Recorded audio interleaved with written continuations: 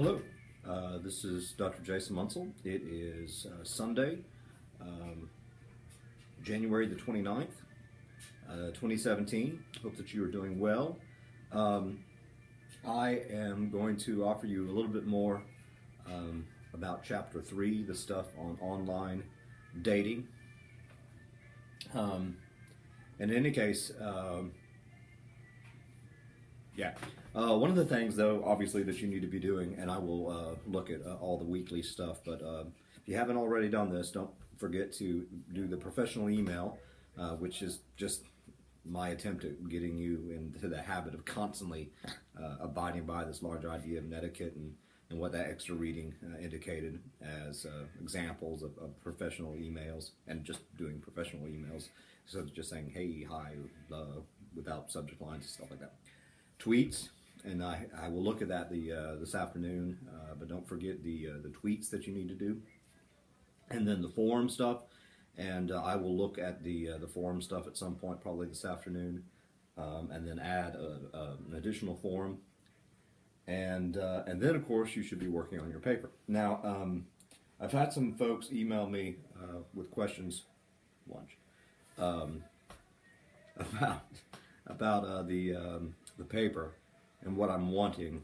And basically, all I'm wanting you to do is to do a simple Google search or whatever to try to find some articles out there or a website out there, whatever, that indicates best practices for using social media or CMC, whatever you want to call it, within a particular context. So, for instance, and in light of sort of what you want to do after you graduate from college.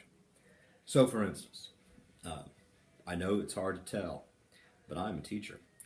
And so I just quickly Googled best practices in using social media in education. So the first thing that popped up is this: the use of social media in higher education for marketing and communications, a guide for professionals in higher education. I mean, this is the first thing that I looked at, so obviously I wouldn't suggest that you grab the first thing you find. You need to, I don't know who Rachel Rubin is, but basically she argues, and this is for marketing communications, not necessarily pedagogy, but she pulls together apparently some work that was done about a decade ago, so I would want something probably that's a little bit more recent than that, but talking about how colleges and universities are using Facebook, MySpace, YouTube, Flickr, Twitter, blogs. So it has this thing on common uses, has a nice little chart here of all these different things from this dude who did this research. It's a graphical prism instead of a graphical prism. It talks about what Facebook is and the history of Facebook and how people use it. Panel of higher education professionals shared their concerns about Facebook's policies on privacy and security. However, never really ramped up their tight, so that was a decade ago. So basically, it just goes through different things and what they are and how they are being used in higher education. For instance, it says the most popular use of blogs for marketing in higher education, having currently enrolled students blog about their lives on campus as a recruiting initiative in conjunction with admissions. Okay, so whatever you find, I can Google. Here's something else I found about using social media in education. So I got all this stuff. I know you can't probably see this, but all this stuff. Code of best practices and for education industry, best practices for using social media, strategy of best practices from it looks like University of something.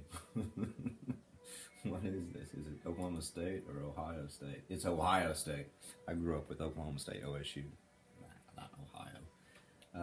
In a nutshell, talks about these different things, hashtags, strategies, blah, blah, blah. So, you find some sort of article out there, website, whatever, that, okay, here's some really good ideas about how people within a given context use CMC or social media, whatever. And so you, in your paper, sort of summarize and review what that essay or what that website or what that article says. And then, second part of the paper, you sort of apply it to your life. So in the future, one thing that I think that I will do is to blah, blah, blah, blah, blah. So for instance, I'm not having you blog. I've had students blog before. But one thing that I could do if I did a little bit more research, obviously found a site that was specifically about using blogs in teaching. I could say, okay, in the future, this is what I'm going to do. I'm going to sort of set up this assignment where I have my students blog, blah, blah, blah. So summarize whatever you find, then apply it to your current life, your current career, your future career, whatever. So that should be paper one. Hopefully that's cleared things up a little bit.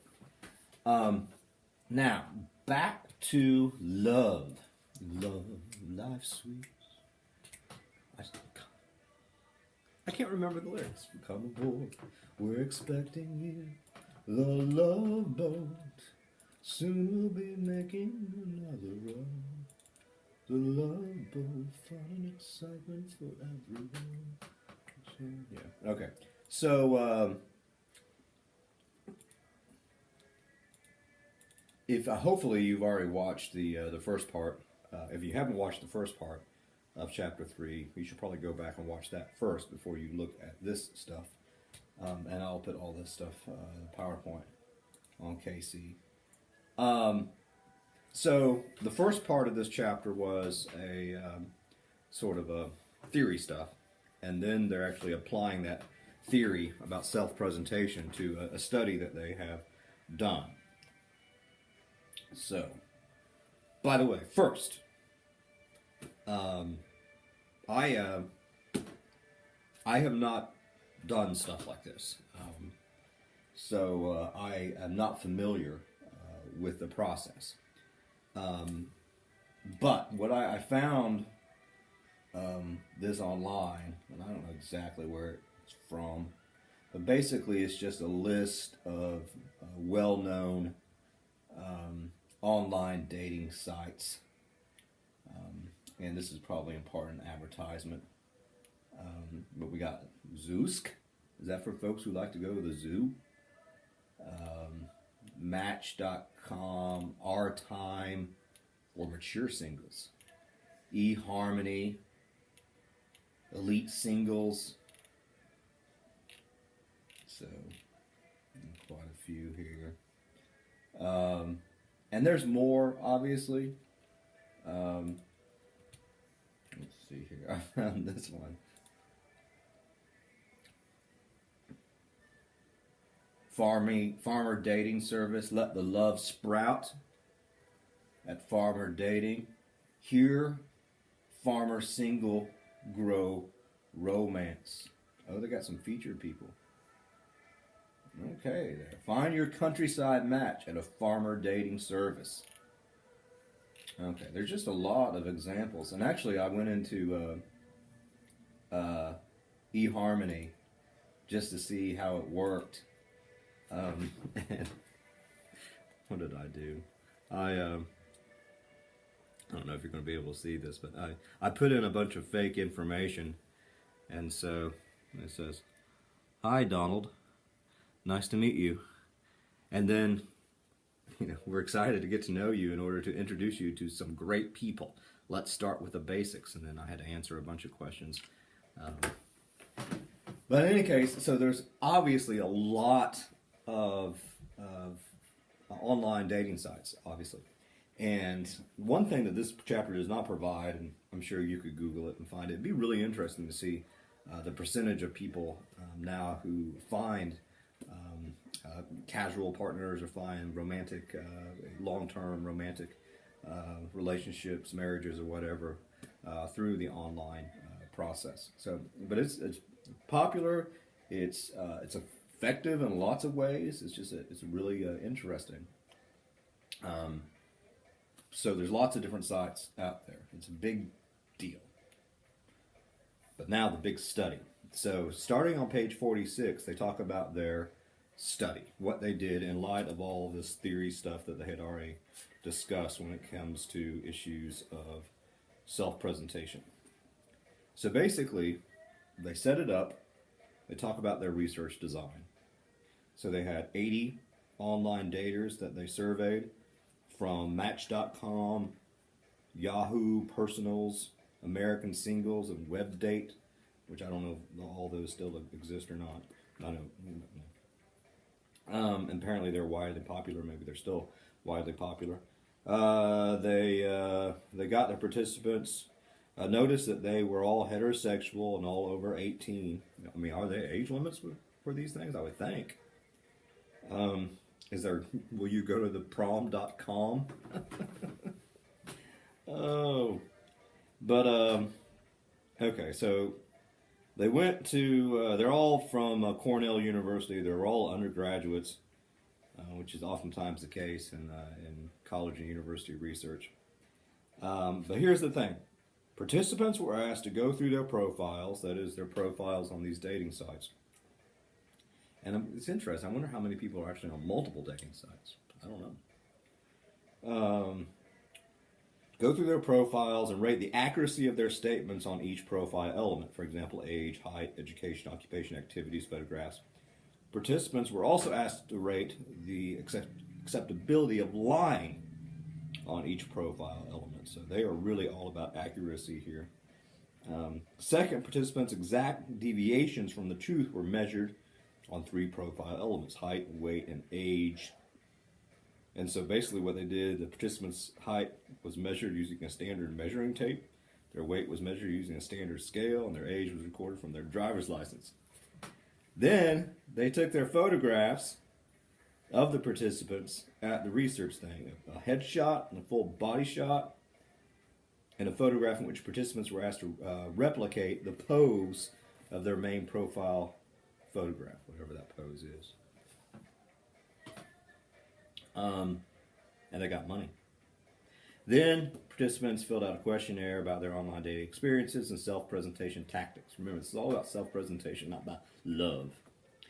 And then all this stuff was judged by outside folks. It's just really interesting. Oh, the judges were Cornell students. Okay. So, the first big part of they just sort of saying, okay, here's what we did. And then, okay, here's what we found. Remember that this big old theory stuff that they're talking about, the self-presentation stuff, has 2 elements to it, right? How motivated folks are to design a particular type of self-presentation, and second, the implementation of that self. And so remember that when we're thinking about impression motivation, sometimes it depends on our purpose and our goals. How important is it, in this case, that we offer a particular self-presentation? And this is what it said. Well, they are particularly interested in online dating because they say there is a great deal of importance of establishing romantic relationships. And so therefore, they expect online daters to devote a significant amount of thought to the creation of flattering profiles that can help them succeed in finding a desirable partner. So the assumption is that the motivation is high here because you're going to do this, right? However, there are some folks who just do these sites to find, I don't know, casual friend, date, hookup. I've never done this stuff. So, but obviously there are some who are looking for long-term relationships. So they say, we expect daters looking for serious relationships to be more motivated to carefully manage their self-presentation. Consistent with this prediction, the participants in our study who were looking for serious relationships wrote more about themselves in the About Me section of their profile and reported more of a tendency to alter the profile than those looking for casual relationships. That's interesting. So there was more change, more alteration from the real, I guess, if you were really looking for a serious relationship.